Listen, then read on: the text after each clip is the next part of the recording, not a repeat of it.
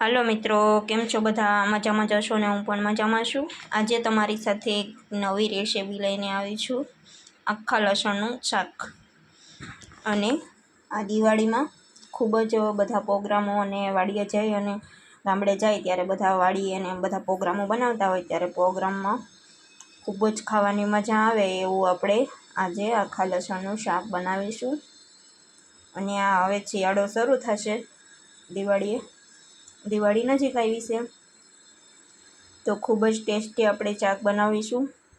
તો જો લસણને આ રીતે આપણે સાફ કરી લેવાનું છે. જે ઉપરનો ડીટિયાનો ભાગ હોય એને પણ આપણે કાઢી લઈશું, અને આ રીતે ઉપરના જે ફોતરા હોય એને પણ કાઢી લઈશું. આ રીતે તમે જોઈ શકો છો, આપણે આ રીતે એકદમ સરસ લસણને સાફ કરી લીધું છે.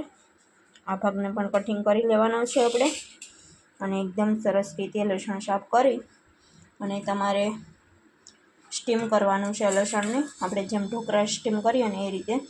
તો આપણે જો તપેલીમાં પાણી ભરી લીધું છે, અને એમાં આ રીતનું જારીવાળું વાસણ મૂકી દઈશું, અને એમાં આ રીતે લસણને ગોઠવી દઈશું. પહેલાં પાણી ગરમ થવા દઈશું, પછી આપણે બધું લસણ ગોઠવી અને મૂકી દઈશું. તો પહેલાં આપણે પાણી ગરમ કરવા મૂકી દઈએ.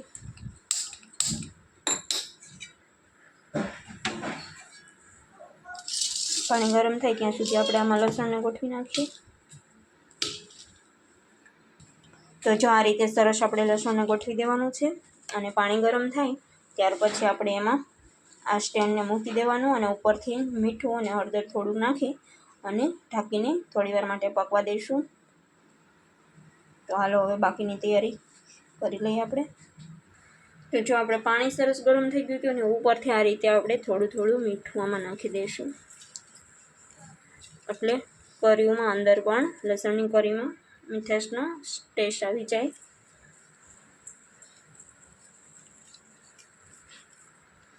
ઉપરથી થોડી હળદર પણ આપણે એડ કરી દઈશું.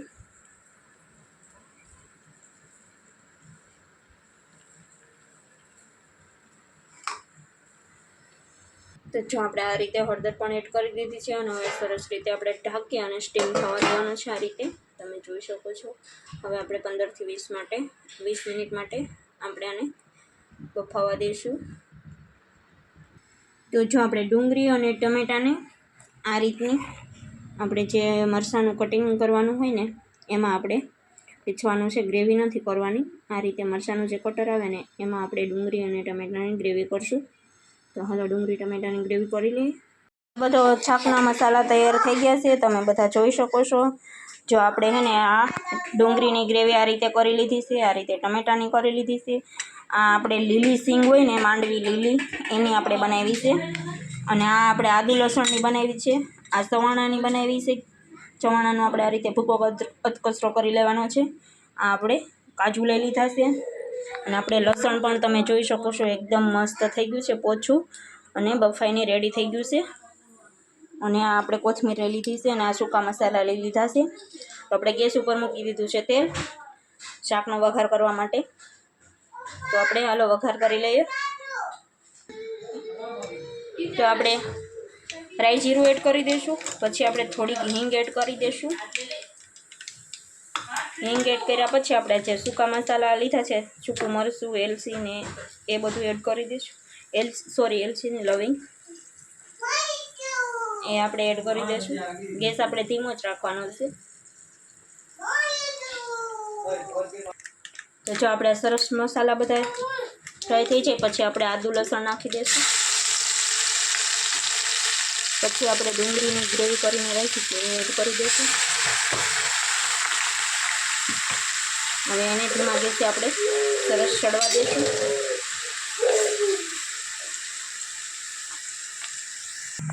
ડુંગળીને આ રીતે આપણે ઢાંકીને થોડીવાર માટે ચડવા દઈશું, એટલે એકદમ સરસ ચડી જાય આપણી ડુંગળી. અને સ્વાદ પ્રમાણે એમાં મીઠું નાખી દેવાનું. આ સમયે ડુંગળી આપણી સરસ સળી ગઈ છે. હવે આપણે ટમેટાની ગ્રેવી એડ કરી દઈશું. ટમેટાની ગ્રેવી કર્યા નાખ્યા પછી પણ થોડીવાર માટે આપણે ઢાંકીને ચડવા દઈશું. આ રીતે હલાવી લઈશું. હવે થોડીવાર માટે ઢાંકી અને ચડવા દઈશું. ટમેટા પાકી જાય ત્યાર પછી આપણે મસાલા એડ કરીશું. આ શાક તમે રોટલા કે પરોઠા કે ભાખરી સાથે ખાઈ શકો છો, પણ બાજરાના રોટલા સાથે ખૂબ જ ખાવાની મજા આવે અને એકદમ આખા લસણનું શાક ખૂબ જ ટેસ્ટી લાગે બાજરાના રોટલા સાથે. એટલે તમે ચોક્કસથી રોટલા સાથે એકવાર જરૂરથી બનાવી અને ટ્રાય કરજો. ખૂબ જ ટેસ્ટી અને બહુ મજા આવે એવું શાક બનશે. નાનાથી લઈ મોટાને સૌને ભાવશે અને શિયાળામાં અને દિવાળી ઉપર પ્રોગ્રામમાં જરૂરથી આ શાક તમે બનાવજો. તો આપણે જો ડુંગળી ટમેટા એકદમ સરસ રીતે પાકી ગયા છે ને હવે આપણે એમાં મસાલા એડ કરી દઈએ. તો આપણે હળદર લઈ લઈશું, 1 ચમચી જેટલું ધાણા જીરું લઈ લઈશું,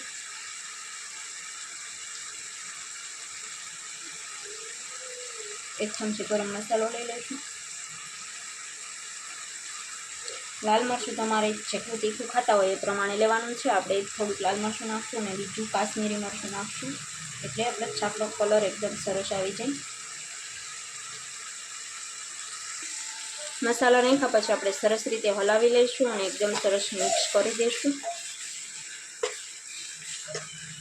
આમાં તમારે લસણની ચટણી ખાંડીને નાખવી હોય તો એ પણ નાખી શકો છો, પણ આપણે આદુ લસણની ગ્રેવી નાખી દીધી છે એટલે લસણની ચટણી નથી નાખતા.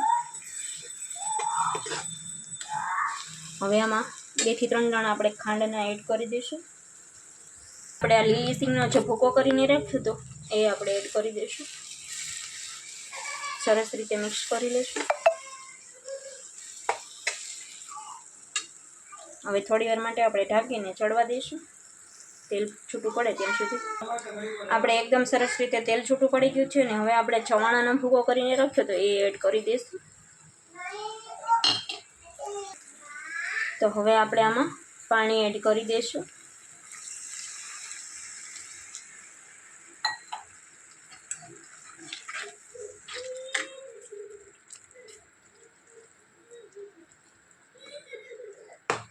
આપણે સરસ રીતે પાણી ઉકળી છે અને આપણી ગ્રેવી ઉકળી જાય પછી આપણે એમાં લસણને એડ કરવાનું છે. અડધા લીંબુનો રસ આપણે એડ કરી દઈશું. હવે ઢાંકીને થોડી વાર માટે ચડવા દઈશું ને પછી આપણે લસણ જે સ્ટીમ કરીને રાખ્યું છે એને એડ કરવાનું છે. તો જો આપણે સરસ રીતે ગ્રેવી અને આપણું પાણી પણ ઉકળી ગયું છે. હવે આપણે એમાં લસણને એડ કરી દઈશું. લસણને આપણે આ રીતે રાખવાનું છે.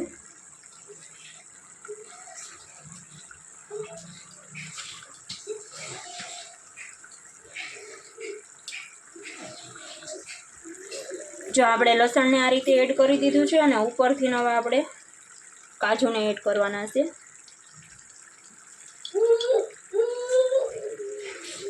આ રીતે આપણે કાજુને એડ કરી દઈશું.